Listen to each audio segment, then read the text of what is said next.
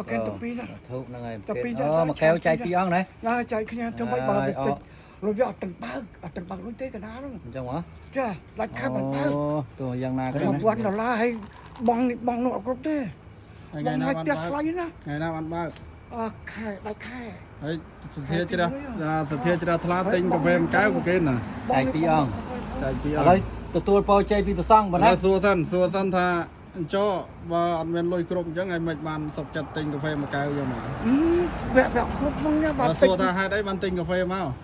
កណាអត់អីទេលុយទាំងនេះអត់អីចាំ